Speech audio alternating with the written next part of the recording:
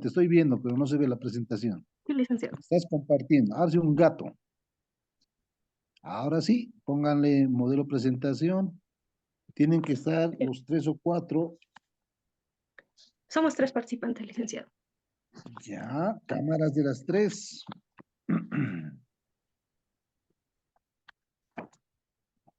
Sí, mis compañeros están. Yo solo veo a Daniela.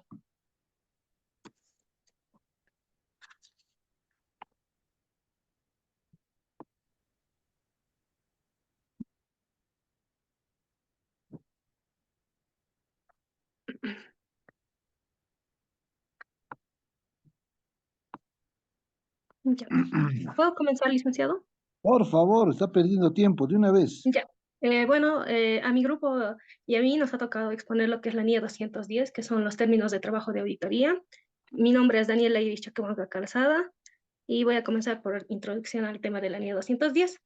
Esta Ya, norma, espérame, por favor. ¿Dónde está María René y Silvia? Presenta, licenciado, aquí estoy. Cámaras, cámaras prendidas.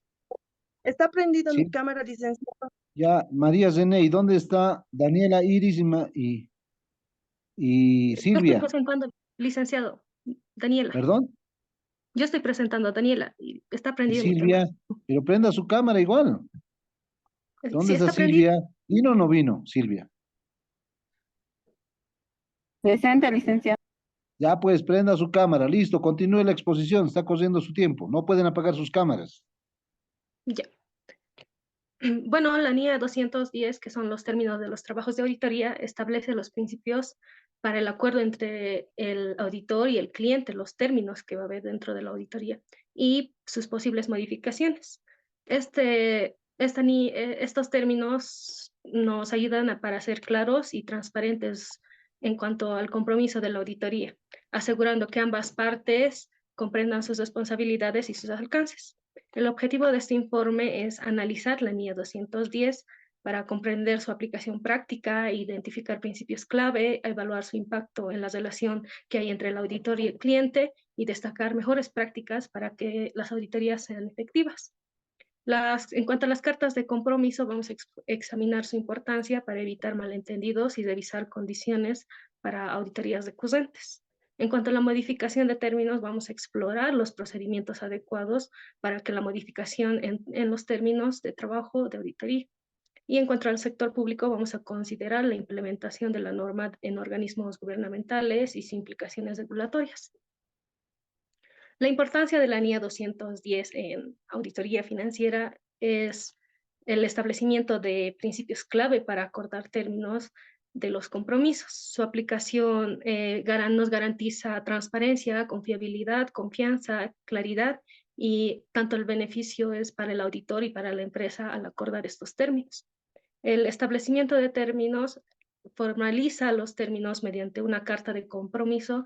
Esto es muy esencial ya que documenta el objetivo, el alcance, las responsabilidades de la administración. También nos menciona lo que es el marco de información financiera aplicable y las limitaciones inherentes.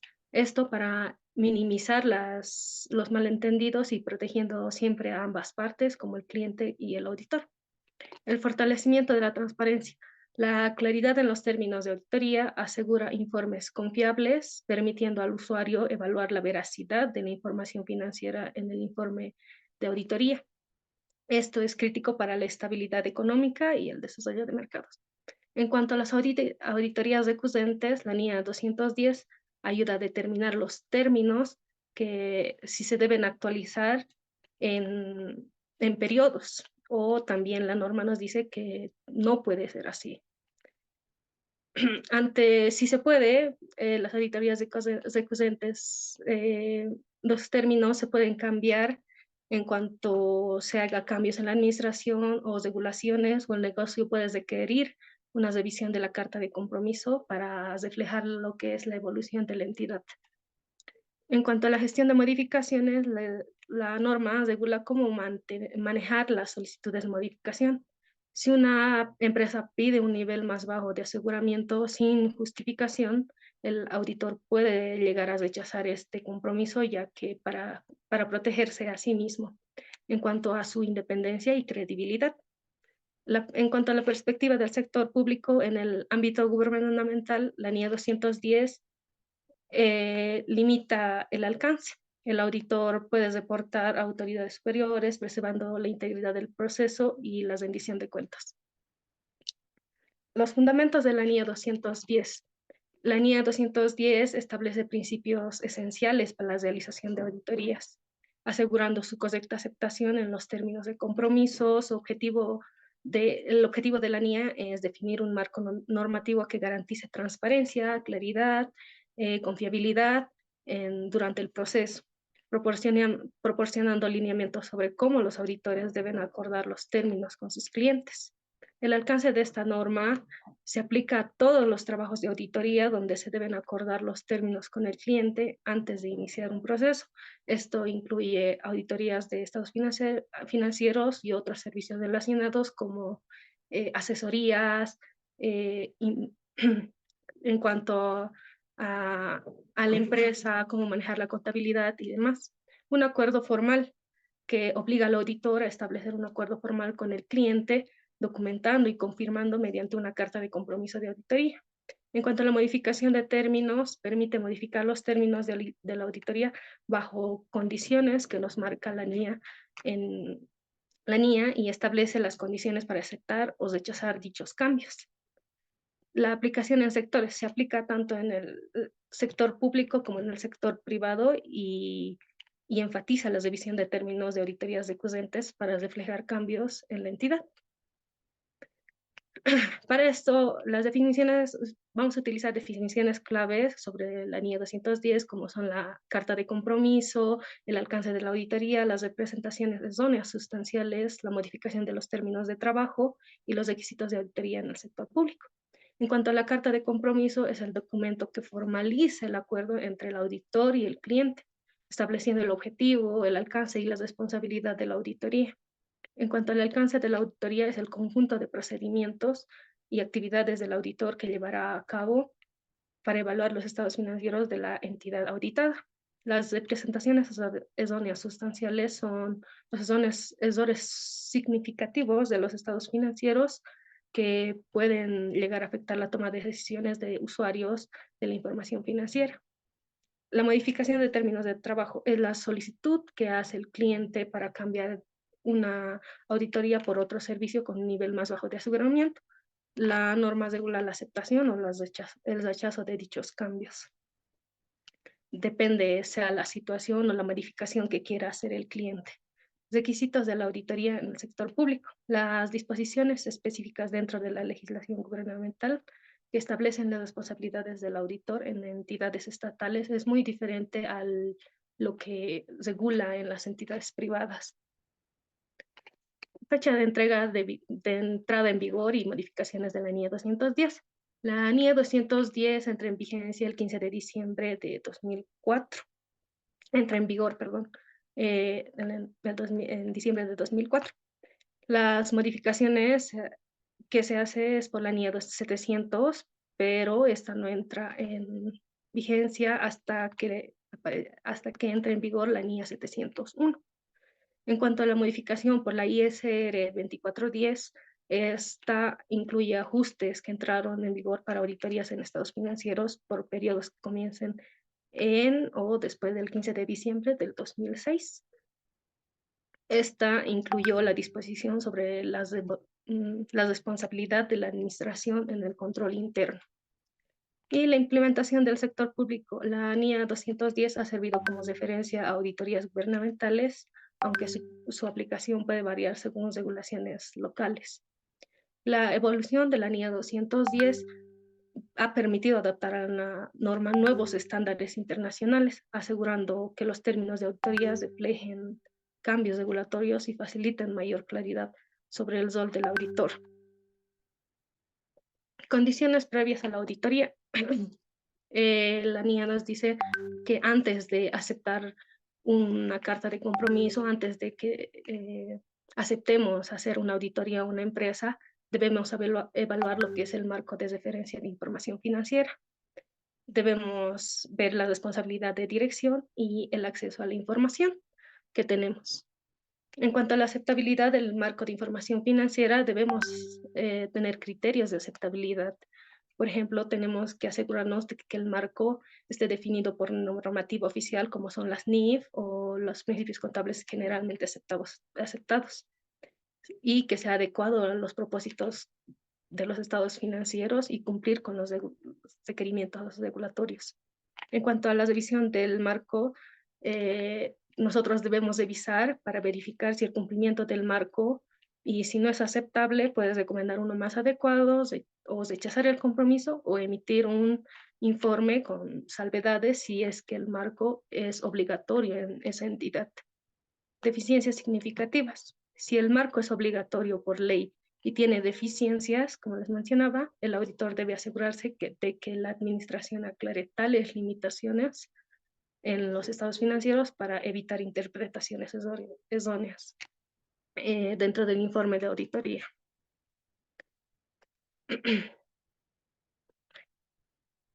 En cuanto a las responsabilidades de dirección y gobierno corporativo, la NIA nos dice que la entidad es responsable de la preparación y presentación de los estados financieros. Antes de aceptar nosotros el trabajo, debemos asegurarnos de que la dirección y el gobierno corporativo cumplan con sus responsabilidades, como son la preparación de los estados financieros, que garantizan que nos garanticen que los estados financieros se elaboren bajo un marco apropiado, presenten información clara y completa e incluyan lo que son las políticas y estimaciones contables razonables. En cuanto al control interno, la administración es responsable de establecer y mantener un sistema de control interno efectivo para prevenir fraudes, registrar transacciones y cumplir con las regulaciones. Esto lo vamos a aprobar una vez que, digamos, si aceptamos tal carta de compromiso para hacer la auditoría, entonces vamos a aprobar este control interno. El acceso a registros. La dirección debe garantizar al auditor el acceso a evidencia, a documentación sin restricciones y así emitir un informe de forma más razonable. Y la presentación de la administración. La dirección debe proporcionar confirmaciones escritas sobre la completitud de los registros, que hay ausencia de fraude y validez de estimaciones contables.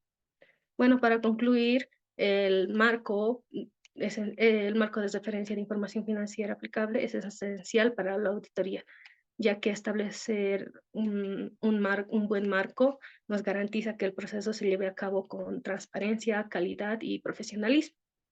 La aceptabilidad de este marco es clave para asegurar que los estados financieros reflejen lo que es la realidad de la entidad auditada. En cuanto a las responsabilidades de la dirección y el gobierno corporativo, determinan el acceso a la información y la integridad del control interno. Si alguno de estos elementos presenta deficiencias o nos limitan a cierta información, entonces debemos evaluar riesgos significativos que podrán comprender la confiabilidad del trabajo de auditoría y, en casos extremos, considerar su aceptación del compromiso. Para esto debemos ser profesionales, transparentes y confiables.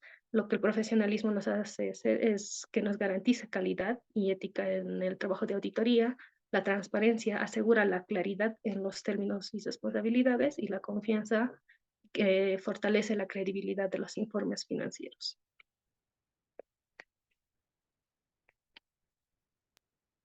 Continuando, yo voy a explicar sobre el acuerdo de términos de la auditoría. El acuerdo de términos del encargo de la auditoría es un procedimiento fundamental que establece de manera clara y precisa las condiciones en las que se desarrollará el trabajo de auditoría entre el auditor y su cliente. Entre los elementos esenciales del acuerdo están el objetivo de la auditoría, que se encarga de expresar una opinión sobre los estados financieros. La responsabilidad de la administración se encarga de la administración de los estados financieros, asegurando la responsabilidad para mantener los registros adecuados en el sistema. 3. En el marco de referencia de la información financiera, tenemos los criterios que evalúan los informes. 4. El alcance de la auditoría. detallan los procedimientos del auditor, lo que va a ser el trabajo en el análisis de los riesgos en los estados financieros. Siguiente. 5. Forma de presentación de los informes. Describe cómo se comunican los hallazgos de una auditoría, o sea, cómo emitir y dar conclusión relevante. Las limitaciones inherentes de la auditoría. En la naturaleza y trata de verificar los errores que tiene la auditoría en los registros. En el acceso de información, se garantiza que el auditor tendrá un documento y registro contable em, con restricciones. En el 8, las condiciones de la administración. Confirmación de la administración, trata de la administración hechas en un proceso de la auditoría. Horarios y facturación. El auditor tiene sus horarios, pero también tiene que tener un término de pago y de facturación. Siguiente. Auditorías recurrentes. Las auditorías recurrentes son aquellas que realizan periódicamente en una misma entidad. De forma anual, el propósito de verificar la razonabilidad de los estados financieros con el contexto del auditor. Debe evaluar si las condiciones han cambiado y si es necesario revisar los términos del encargo. En la claridad de los objetivos, tenemos que si un cliente no comprende el propósito y el alcance de la auditoría, es necesario que tendríamos que reforzar, no a gritos, sino comunicándonos con él como personas. En la revisión de los términos del encargo, aquí dice que ah, podemos, en la revisión de los términos, la carta más o menos tendríamos que cambiar en algunos términos especiales, no en todo. En los cambios de la administración de gobierno corporativo. Más o menos en los cambios de la administración, se trata de la alta gerencia, donde son responsables de la supervisión. En la evolución de la estructura o actividad en la entidad, su función es que puede implicar un ajuste de procedimientos en la auditoría, en las nuevas regulaciones normativas. Trata de legales en que impactan en los informes financieros en el trabajo de la auditoría, que hay cambios legales en aquí. Son nuevas regulaciones o normas o normativas. Siguiente.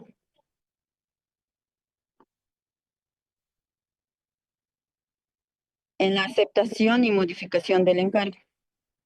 La aceptación y modificación de un encargo de auditoría son aspectos dentro de la aplicación y normas de la entidad, donde el auditor debe realizar una evaluación exhaustiva de las condiciones y requisitos de la entidad. Criterios para aceptar un nuevo encargo. Uno, la adecuación en el marco de referencia de información financiera. El auditor en aquí tiene que asegurarse que un estado financiero, digamos, tiene que estar preparado sobre el marco normativo. La independencia de un auditor. Debe revisar los posibles conflictos que tiene una auditoría. La capacidad y experiencia. El auditor debe tener ¿cómo se puede decir? Una experiencia menor de un año más o menos para tratar de revisar. Tiene que tener mayor antigüedad. En el 5, los requerimientos legales y estructurales. El encargo está sujeto a regulaciones específicas del sector. Debe asegurar cómo cumplir todos los requisitos establecidos.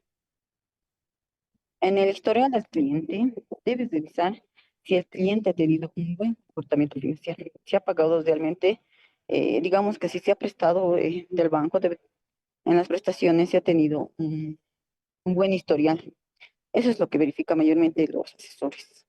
Incluso van a verificar a las casas y así. En el 6.2, el procedimiento de modificar los términos de acuerdo. En aquí, Eh,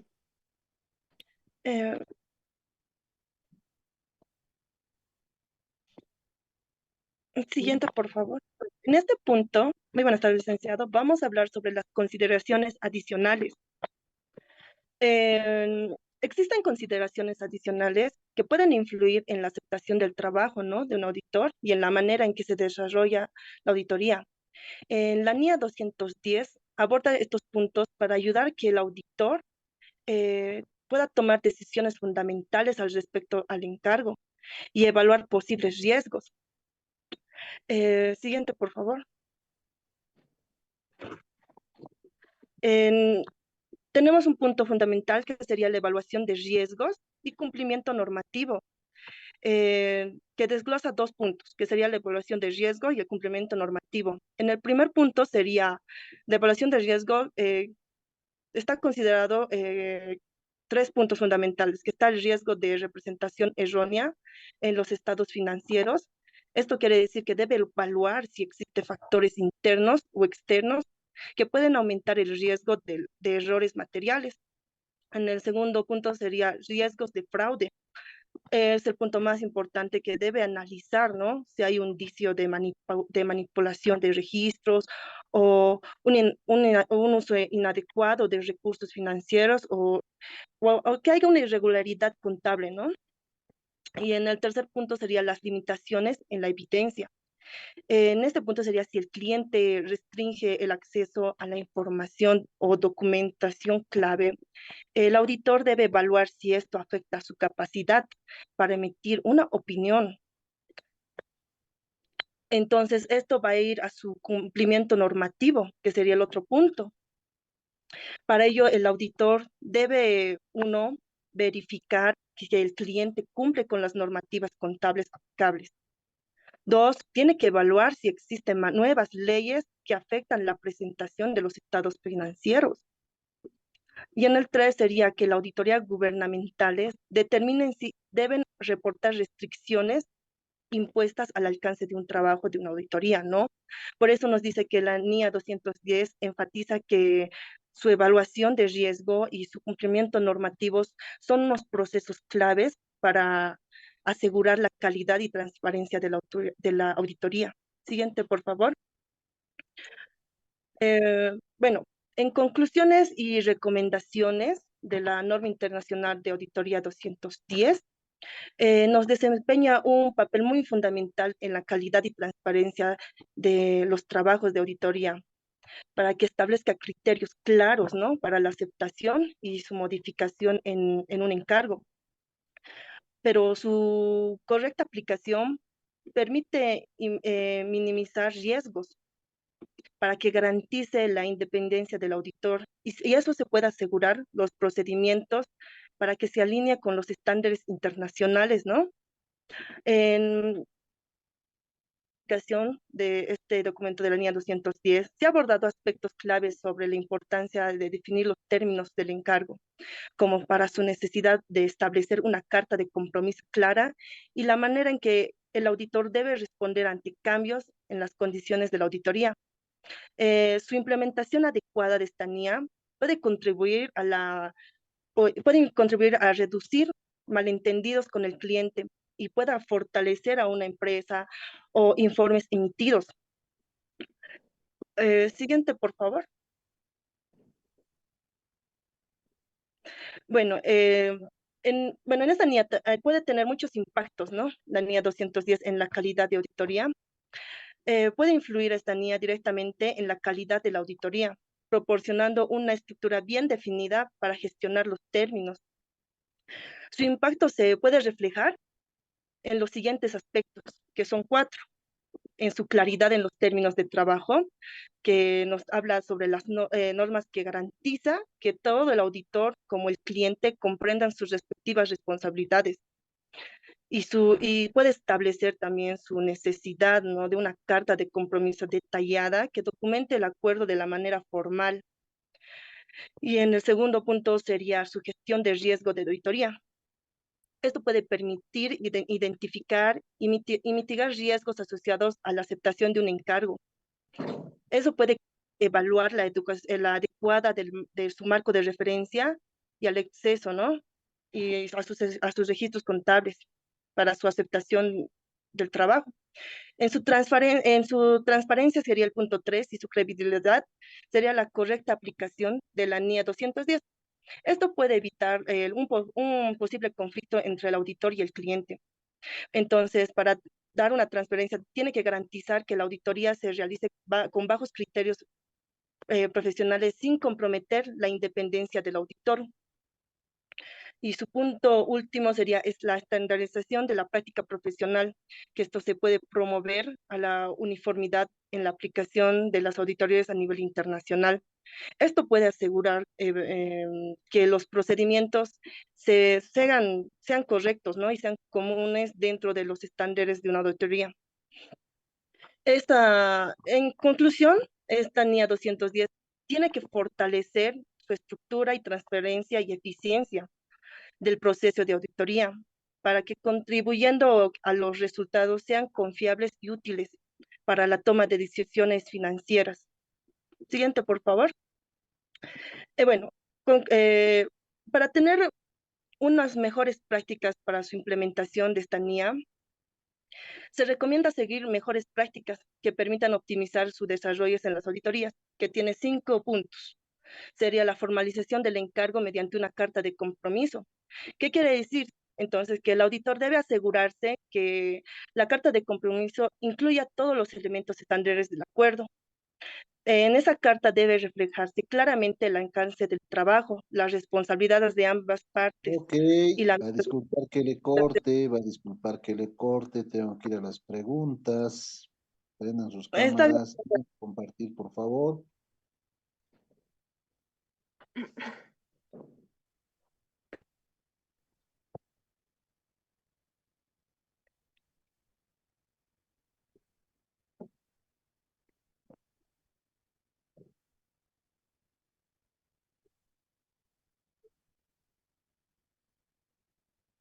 ¿Está Pinedo? Pinedo, no está. Pinedo es Quispe Silvia. Contesten, por favor, no pierdan tiempo. Licenciado. Entonces no duerma, pues, estoy preguntando por usted. Bien, me preocupa mucho que el grupo más que explicar ha leído, no me convence demasiado leer, todos sabemos leer, deberíamos de explicar y deberíamos de poner ejemplos.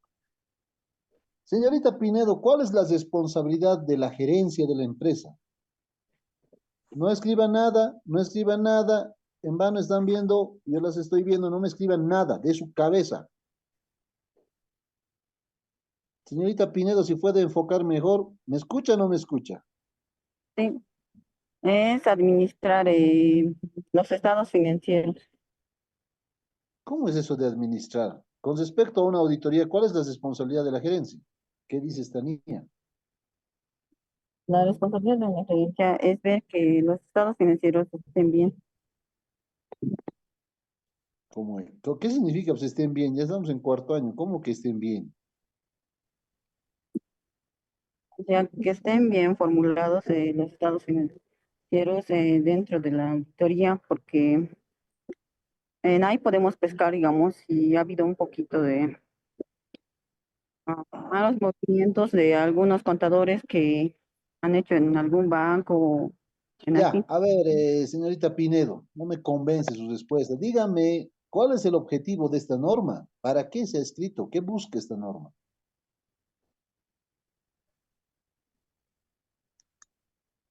Vela más o menos, a lo que he leído, licenciado, es que trata más que todo de los estados financieros.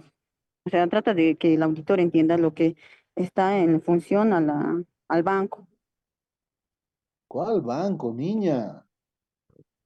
Estamos mal, señorita Calzada. ¿Cuál es el Sí, objetivo licenciado. de esta norma? Es establecer términos del trabajo que se va a hacer dentro de la entidad.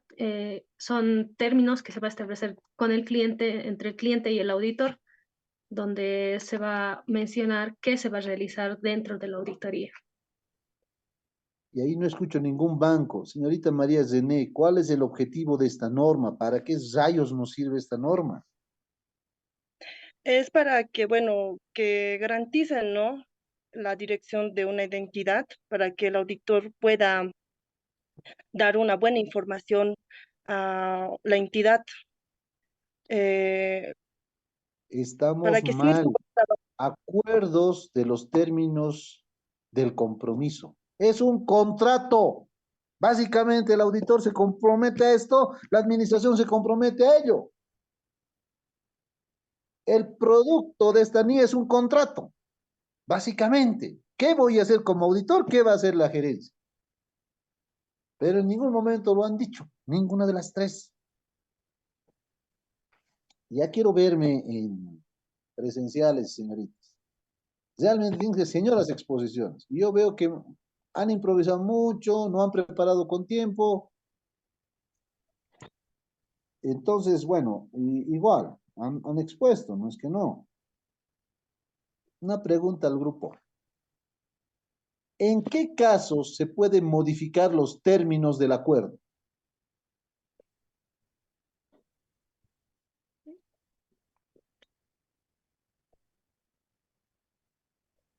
se puede modificar si la información, licenciado, sería muy baja, ¿Qué significa baja?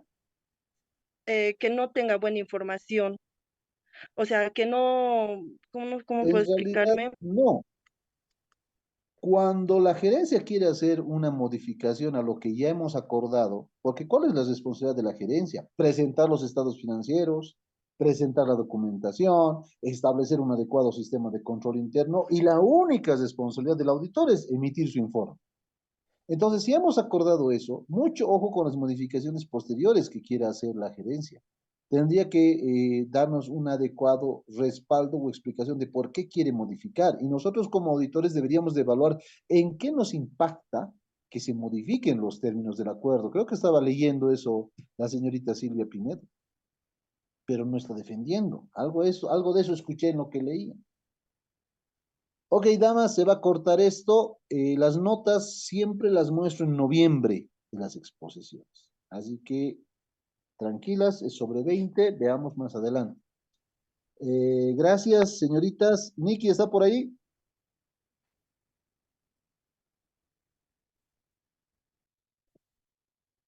Parece que tiene algún inconveniente. A ver, ¿me escuchas, Daniela? Sí, licenciado.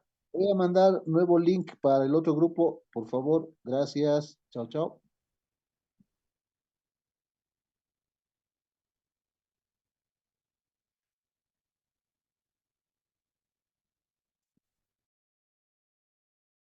Licenciado, de igual manera, si es que se me puede ver. Sí, sí, lo puedo ver. Ok.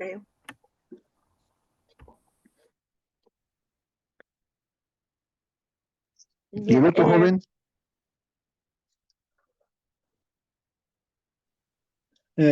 Aquí está, licenciado. Esta es de mi cámara, ¿no? Ok, Sí. inicien. bien. Primeramente, buenas tardes, licenciado, buenas tardes, compañeros.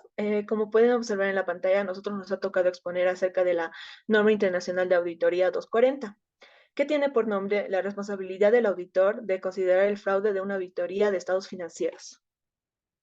Siguiente, por favor. Bien, este es nuestro equipo, somos 3 integrantes en el grupo. Siguiente. Voy a hablar acerca de los fundamentos y características del fraude, primeramente.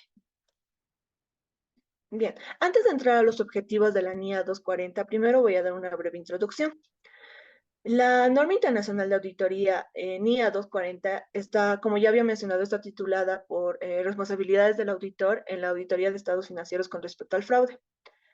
Esta norma forma parte de las NIA emitidas por la Federación Internacional de Contadores, IFAC, a través del IASB, que es la Junta Internacional de Normas de Auditoría y Aseguramiento.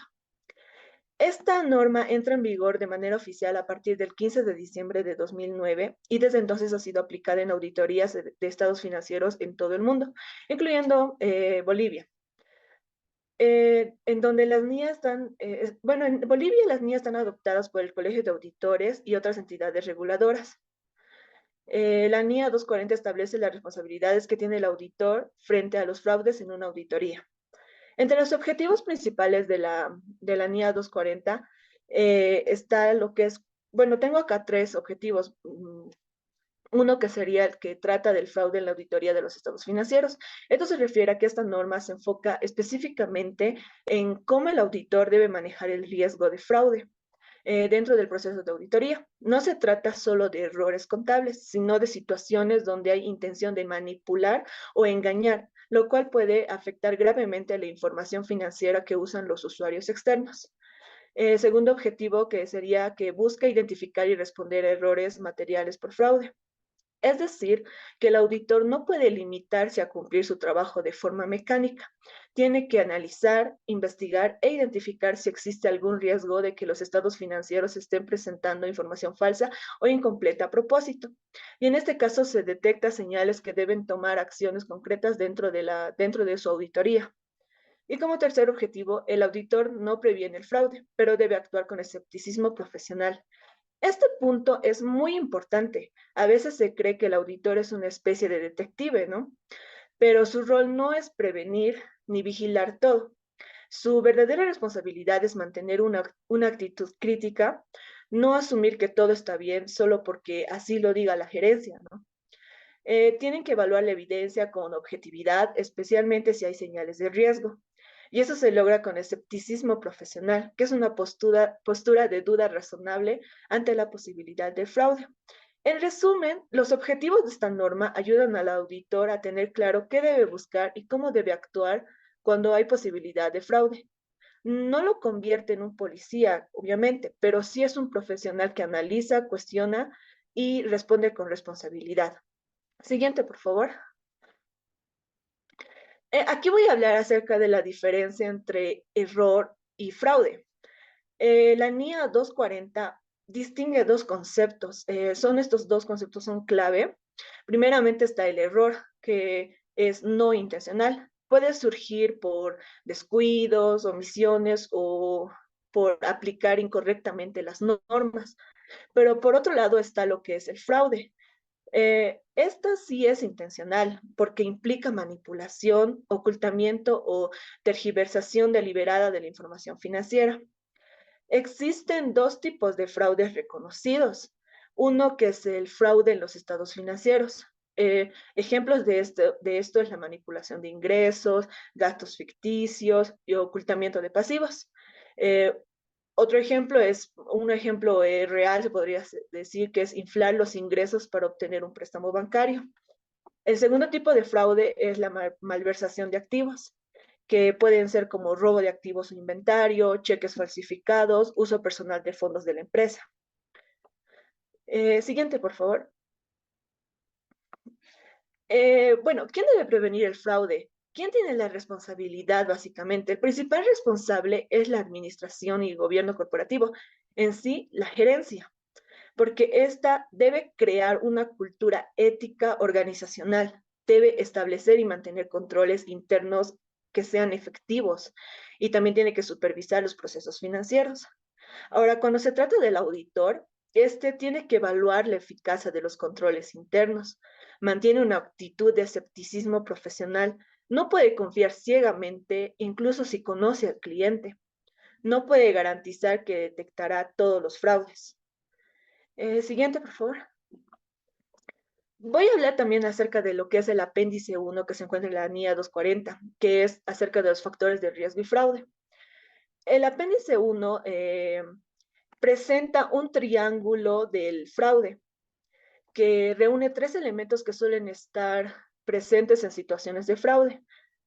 Uno, que es la presión o incentivo. presión para cumplir metas, evitar sanciones, son las motivaciones para cometer el fraude. Por ejemplo, cumplir metas financieras, recibir bonificaciones, evitar la quiebra.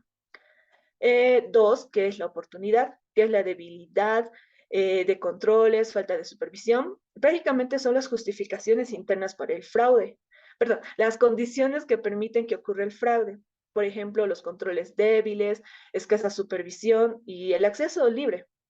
Como tercero, tenemos lo que es la racionalización, que son las justificaciones personales. Eh, por ejemplo, todos lo hacen, la empresa me lo debe, me lo merezco. Entonces, un ejemplo realista de todo esto puede ser que un gerente presionado para mostrar utilidades puede reconocer ingresos no realizados, especialmente si no hay una supervisión externa inmediata. Siguiente, por favor. Apegándome a lo que es el apéndice 1, ¿cómo ayuda este mismo al auditor? El apéndice 1 no es solo una lista normativa, sino es una herramienta fundamental para la labor del auditor, que ayuda de las siguientes maneras. Sirve para pensar críticamente sobre los riesgos, motiva al auditor a analizar el entorno de control y la situación de las entidades con mirada analítica. Dos, no es una lista cerrada, sino orientativa. Los factores presentados no son exhaustivos. El auditor puede identificar otros elementos relevantes según el contexto. Tres, permite diseñar respuestas de auditoría más eficaces. Al comprender mejor el entorno del fraude, se pueden establecer procedimientos específicos que detecten irregularidades. Y como cuarto punto, conoce el entorno del fraude y ayuda a identificarlo a tiempo. Si el auditor reconoce las señales tempranas de riesgo, tiene más posibilidades de detectar el fraude antes de que cause un daño mayor. Le paso la palabra a mi compañero.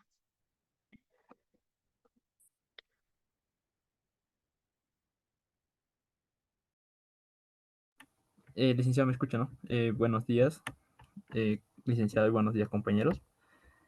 Yo voy a seguir con la exposición. Vamos a tocar el punto número 17 de la NIA 240. Este nos habla sobre las limitaciones del proceso de auditoría, las limitaciones que puede tener este proceso y el rol del auditor. Ya, sigamos. En la NIA 240 nos habla sobre la naturaleza de este fraude. Por naturaleza, el fraude es un secreto que es muy difícil de detectar respecto a cómo lo ocultan y entre cuántas personas. La naturaleza en este punto nos habla que el fraude eh, intenta esconder o falsificar documentos, a veces cambiar registros y a veces estos se ponen de acuerdo con terceras personas para incluso hacer parecer que todo está bien, ¿no? Como segundo punto, la NIA 240 nos habla sobre la colusión. ¿Qué es esto de la colusión? La colusión nos habla de la NIA, que son varias personas dentro de una entidad o incluso terceros que se ponen de acuerdo para cometer este tipo de fraude. Y como hay tantas personas metidas en este tipo de fraude, que significativamente para el auditor es difícil de detectar. Como tercer punto tenemos la anulación de controles. Esto más que todo es algo significativo porque esta limitación nos da la dirección misma, de la dirección poder anular o eludir o evadir estos controles internos que tiene la empresa. Asimismo, estos controles internos que nos ayudan a prevenir o detectar el fraude. Como otro punto tenemos las estimaciones contables. Las estimaciones contables se basan en numerosas estimaciones que hay en los estados financieros. Esto sucede en empresas que gran mayoría de sus montos estiman, ¿no? Y como es una estimación, es fácil de poder manipular por alguien y poder cometer el fraude. Último punto de las limitaciones, tenemos el volumen de transacciones. Como alguna vez el licenciado nos comentó que el auditor solo tiene que revisar lo significativo, ¿no? Ya nos quedó claro. Pero si en este caso, en la empresa, en lo significativo no se encuentra el fraude, pero el fraude sí se encuentra en lo que no es significativo, será muy difícil para encontrar para el auditor. Llegamos a la conclusión de que hacer una auditoría no garantiza al 100% que no habrá ningún tipo de fraude, ¿no? Sino la auditoría busca una seguridad razonable para la empresa Y como dijo anteriormente mi compañera, la principal responsabilidad de encontrar o evitar estos fraudes siempre va a ser de la empresa. Ahora vamos a hablar de otro punto que nos dice la NIA 240, la responsabilidad del auditor para detectar representaciones erróneas de importancia relativa causada por el fraude. Este título tan largo, vamos a poner en contexto un poco. Las representaciones erróneas se refiere a que son errores o información incorrecta que presentan los estados financieros. ¿Qué quiere decir con importancia relativa? Importancia relativa quiere decir que el error o información incorrecta es significativa para la empresa y tanto así que también va a ser para la toma de decisiones. Y ya en la última parte que dice causada por fraude, ya nos quiere decir que significa que sí o sí va a ser una información incorrecta, que no va a ser un error accidental y que fue manipulada por alguien para cometer el tipo de fraude. Y ahora, ante este tipo de fraudes y demás, ante un indicio de fraude, el auditor tiene la responsabilidad de solo emitir informes. Como dijo anteriormente, no es responsabilidad del auditor encontrar o ser como un detective para hallar el fraude, ¿no? Pero sí puede emitir estos informes. El primero, emitir un informe con salvedades. Este informe se emitirá cuando la incorrección sea material, aunque sea significativa, este fraude, no, no afecte con totalidad a los estados financieros. Pero obviamente en este informe tiene que estar indicado específicamente por el auditor este tipo de fraude que tendrán que corregir posteriormente. Como segundo informe tenemos el emitir una opinión negativa. En este caso ya es el otro lado, ¿no? Donde ya este tipo de fraude alcanza algo mayor en los estados financieros y afecta fundamentalmente a los estados financieros y nos impide incluso cumplir con un marco de referencia de información financiera aplicable. Ahí. Los pasos a seguir para el auditor en estos casos sería el mantener el escepticismo profesional. ¿Qué se refiere con esto? Que esto significa, como anteriormente dijeron, la duda ante todo, la duda del auditor, que tiene que ser como una característica de este auditor, por más confianza que haya en la gerencia. Segundo, tenemos identificar y evaluar el riesgo de fraude. Eh, el auditor debe pensar dónde y cómo va a ocurrir este fraude en la empresa. Eh, Tercer paso, tenemos responder a los riesgos. En caso de que haya un indicio de riesgo, hay que identificar por dónde y dónde se podría dar el fraude y a la vez hay que empezar a diseñar los procedimientos de auditoría específicos para este tipo de riesgos. Como cuarto paso tenemos obtener evidencia suficiente y adecuada. Se puede decir que la evidencia suficiente y adecuada es igual que suficiente y competente. Tiene que ser una información razonable y seguro para corroborar que los estados financieros sean errores y no por fraude. Y si es así, que hallar el punto clave del fraude.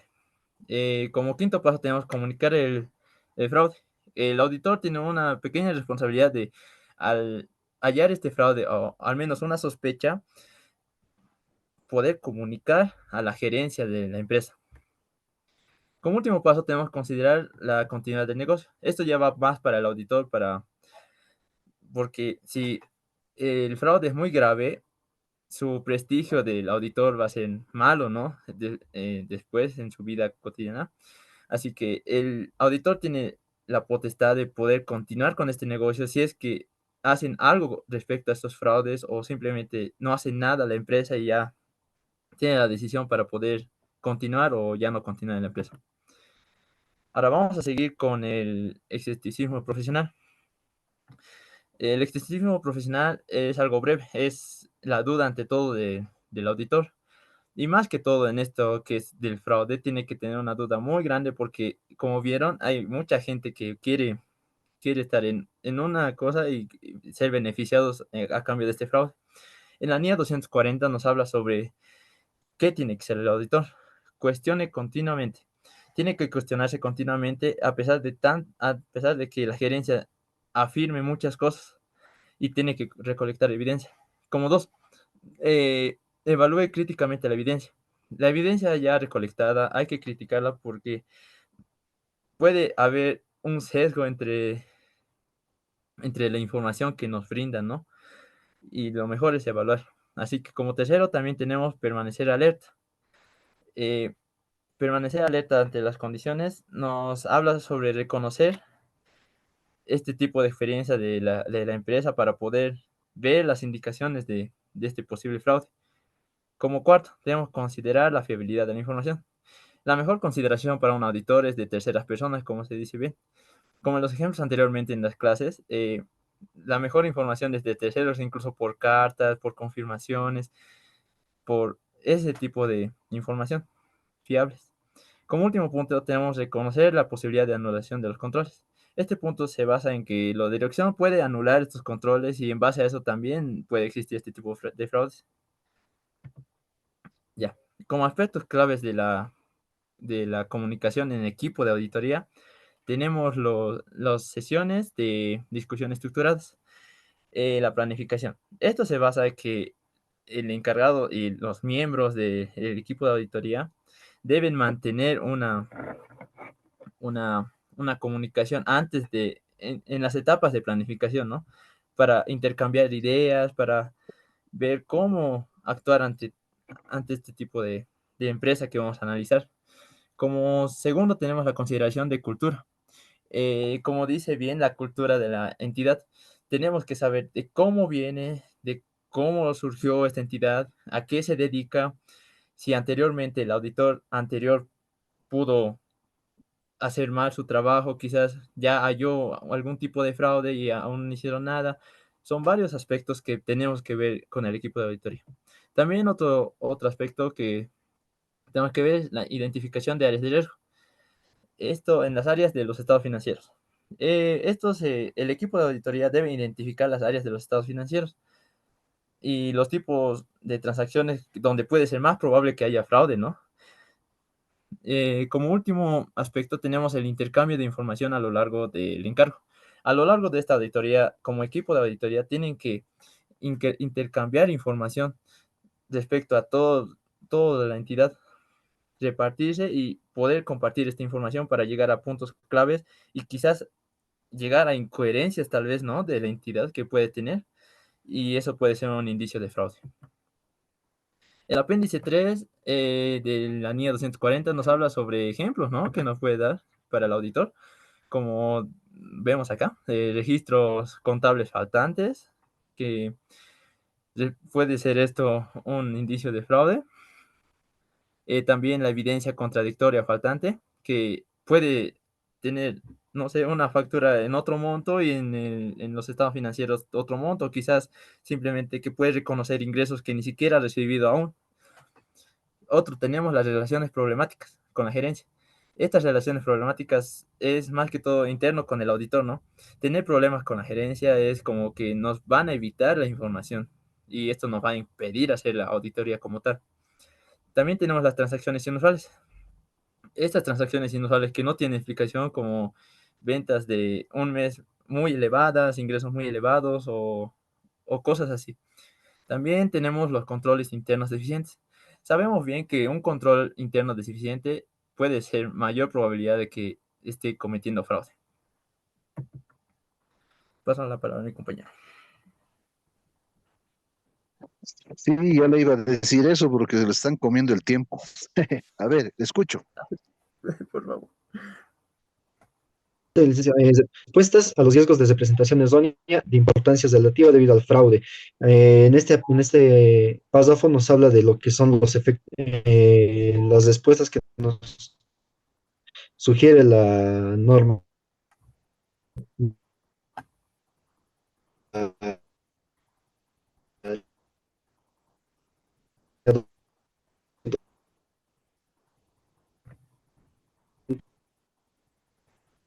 Por ejemplo, el efecto Galois, que indica que tenemos que ser muy escépticos en la información que se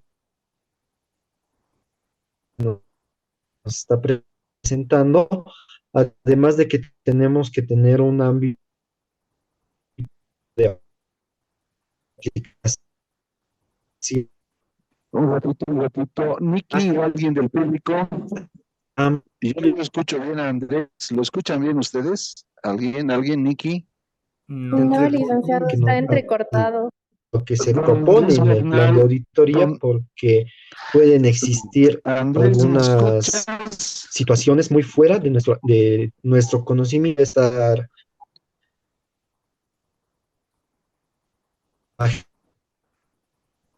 Andrés, ¿me escuchas? Ok. ajeno. Eh, Ah, Andrés. Ay, Don mm, Alan, ¿lo la- escucha dígame, dígame. usted?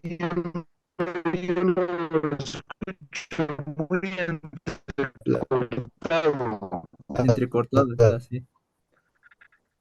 Heidi, más, Heidi Celine, contéstame, por favor. ¿Estás ahí? No me contestas.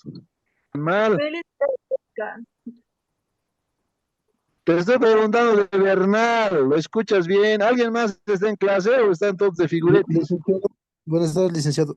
Tanto se escucha mal en los compañeros como cuando usted habla también se entrecorta, licenciado. Ah, mira vos, ya, gracias, ¿ves? Súper. Ya, Andrés, a Licenciado, ver, ¿me puede escuchar? escríbanle al Andrés, díganle que no se escucha bien. Ya le escucho. Licenciado, ahora sí, ¿se me escucha mejor? A ver, ya, listo. Ya, ahora, a ver, ahora sí. Representación errónea de la instancias relativas debido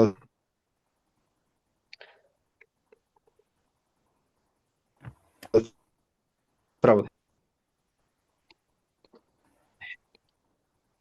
Eh, eh, el-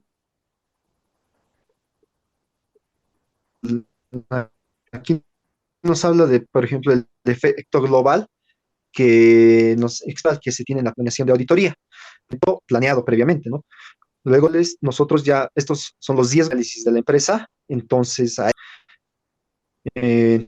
estos son los aseveramos que existen, son aquellos riesgos en los cuales puede incurrir la empresa en algún tipo de falla en los estados financieros o en algún registro, entonces, pero nosotros no hemos considerado en el plan de auditoría, entonces este sería formaría parte de las representaciones erróneas de importancia relativa debido a fraude. Entonces, tenemos que estar con la mentalidad de que puede existir esta situación. El siguiente, por favor. Ahora, ahora, viendo lo que son las respuestas generales, nos habla de considerar la asignación y supervisión de personal. Aquí, ¿qué nos quiere decir? Cuando armamos el equipo de auditoría, como nos habló en alguna clase el licenciado, entonces nosotros tenemos que ver un equipo de auditoría que esté capacitado según la naturaleza de la empresa. Entonces, tenemos que tener mucho cuidado con respecto al personal que se está asignando. Por ejemplo, no puedo simplemente estar con un equipo de auditoría en el cual no tenga yo, si estoy auditando un banco, no puedo tener alguien que no tenga conocimiento de la normativa bancaria. Entonces hay que tener cuidado con ese aspecto. Luego, el nivel de supervisión, nosotros tenemos que tener igual niveles de supervisión para el equipo de auditoría, en donde tiene que existir una jerarquía en el cual se determine quiénes revisan qué aspectos de la empresa y quiénes se encargan de determinar si esos aspectos revisados están correctamente auditados, además de realizar una segunda revisión. Siguiente, por favor. Luego, considerar las políticas de contabilidad usadas por la entidad. Muchas veces puede existir que se esté registrando la contabilidad de una forma, pero la gerencia no está al tanto de esto, entonces hay que tener mucho cuidado en lo que son las normativas que la gerencia está autorizando para la gestión de la empresa. Entonces, muchas veces puede existir falencia en la contabilidad que se esté realizando en relación a las normativas vigentes. Por dar un ejemplo, sería, digamos, que que se está aplicando un método de depreciación, digamos, por horas trabajo, pero no esté en las notas y la gerencia tampoco esté en conocimiento de esto. Entonces, puede existir en el momento de declaración de impuestos, ahí ya no se volvería un gasto no deducible, pero puede que el contador lo esté poniendo como deducible. Entonces, ahí habría un problema, un error puede ser, ¿no? Un error de registro, pero también puede ser una alerta de que existe tal vez algún movimiento fraudulento con respecto a los activos fijos. El siguiente, por favor.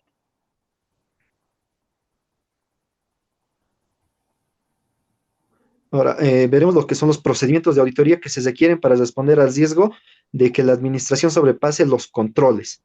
En este punto, nosotros vemos más a profundidad lo que son un poco los puntos claves que la norma nos indica que deberíamos revisar en el momento de la auditoría. Por ejemplo, los asientos en el diario y otros ajustes. Como mencioné previamente, al realizar un ajuste puede existir un error que pueda ser un indicativo de fraude, porque no sé, porque puede ser que se esté depreciando o ajustando un activo que ni siquiera la empresa tiene, o puede ser más activos que de la empresa que podría tener. Entonces hay muchos problemas que podrían presentarse, así que la norma nos indica que hay que tener cuidado y revisar muy bien este aspecto de los ajustes y asientos del flujo que correspondan al flujo normal de la empresa. Estimaciones contables, aquí vemos que la empresa muchas veces a final de año tiene que realizar una estimación en relación a los estados financieros para poder determinar el curso de acción que se va a tomar al año. Entonces, este tipo de análisis se realiza, ¿no? Cada año para ver la postura de la empresa ante cualquier situación económica social. Entonces, estas estimaciones también están registradas en la empresa, pero puede existir algún tipo de cambio demasiado grande en algún tipo de política que quiera asumir la empresa con relación a al aspecto financiero de la empresa. Un ejemplo puede ser que durante 5 años se ha determinado que un 50% de las utilidades se reinvierte en la empresa digamos, inventarios. Pero en el sexto año ha existido una variación en la cual solo ese, esa utilidad se ha redirigido, pero directamente a lo que son los funcionarios de los directivos a nivel ejecutivo, los socios. Entonces ahí puede existir ahí puede haber, digamos, una alteración en la estimación. Entonces hay que tener en cuenta que puede existir algún riesgo ahí. Luego, la lógica del negocio para las transacciones importantes. Todo lo que las transacciones importantes no se centra solamente en las transacciones de la actividad económica del negocio, sino también en inversiones de sumas exorbitantes, digamos, Van a de un nivel de disculpar, materialidad. tengo que cortar, se han pasado un poquito el tiempo, Entonces, vamos a ir a las preguntas, avísenle a Andrés que estamos cortando un ratito. ¿Está bien? ¿Me escucharon? Sí, licenciado. Sí, Ok. licenciado. Sí, licenciado. A ver, pregunta para el grupo. ¿Qué puntos fundamentales menciona Estanía que el auditor debe hacer con respecto a fraude en su auditoría de estados financieros? Mínimamente, ¿qué debería de hacer? Obviamente no es descubrir el fraude, su intención, pero le da algunas pautas de lo que podrías realizar con respecto al fraude. Les escucho. Una de las cosas que el auditor tiene que realizar según la norma en caso de que encuentre fraude es informar inmediatamente a un nivel jerárquico superior de la área donde se haya determinado el fraude, a algún supervisor Claro, o eso es incluso llegar cuando a ha nivel administrativo. descubierto. La pregunta no es cuando ya ha descubierto, sino la pregunta es qué procedimiento, qué tiene que hacer con respecto al fraude, no que ya lo he descubierto, sino con un enfoque de por ahí hay fraude, tal vez haya fraude, o ¿Qué voy a hacer? No, pero una vez que lo ha descubierto, sino antes. A eso me refiero. Estimados jóvenes. Ay, Quizá puede ser mantener una actitud de escepticismo profesional. Para empezar, siga, siga. Esto, obviamente, ya dando un indicio del fraude, nos surge una duda, ¿no? Y esta duda tiene que ser ese escepticismo profesional. Y luego de esto puede ser evaluar el riesgo de este tipo de fraude. Luego también, respecto a evaluar todo este tipo de fraude, diseñar un procedimiento de auditoría adecuado respecto a estos riesgos.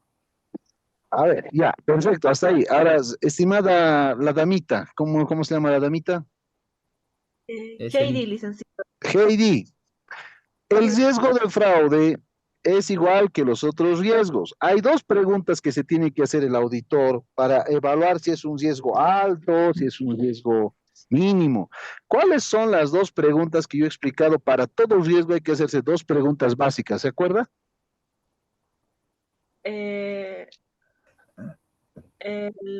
Las preguntas,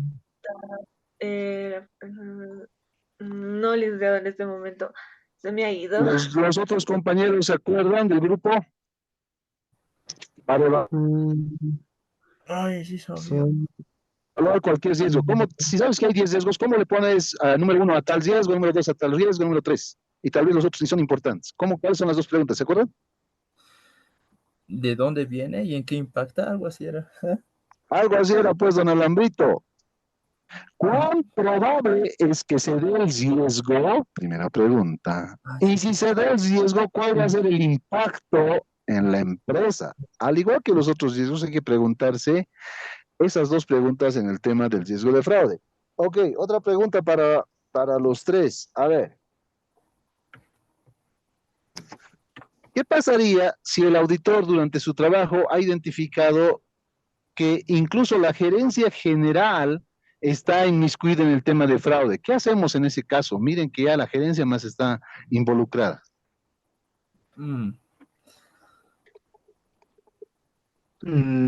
La normativa, licenciado, indicaba que cuando es un nivel ya muy alto en la jerárquico, como dice, a nivel de la gerencia, se tiene, el fraude se lo notifica, puede ser ya no solo, ya puede ser a los socios, a nivel ya de fundación, ese nivel de jerárquico, o sino a la autoridad de supervisión competente, dependiendo la Ya. naturaleza de la empresa. Sí, es muy importante considerar que si la gerencia está involucrada, encima de la gerencia hay que avisar al director. Si el director está involucrado, tienes que ir a la asamblea de socios. Y en algún caso extremo, la autoridad, ¿no? Pero, digamos, una ASFI, una ATT. Pero la respuesta está razonable. Ok. Bien, esto se va a ir cortando. Algo que rescato y quiero preguntar a todos. Se supone que yo, en mi cabeza está que he publicado las normas 2023. ¿He publicado las normas de auditoría en Classroom? ¿Nikki o alguien? No recuerdo, se me está entrando la duda. Las mías, ¿las he publicado en algún acápite de Classroom? No, ¿O no? No, ¿Saben licenciado. por qué preguntó? Porque el primer grupo mencionó la NIA 210 del año 2004 y el proyecto Claridad del 2009. Entonces, que me hablen del 2004, me imagino que están hablando de una norma, una versión anterior. Mínimo debería ser 2009, hablando del proyecto Claridad. Por eso digo, no sé si he publicado las NIAs, toditas las NIAs en Classroom. Esa duda tengo, que me saltó ahorita. No está aquí. No, licenciado. Ya voy a publicar, está bien, voy a publicar estos días, ¿ya? Bien, quiero darles las gracias, ya se va a cortar esto. Gracias, jóvenes, nos vemos el día, espero presencial el jueves. ¿Está bien? Está bien, licenciado. Listo, Sí, que les licenciado. vaya bien, gracias. Hasta luego, muchas gracias. Hasta luego, Hasta licenciado. luego. Licenciado.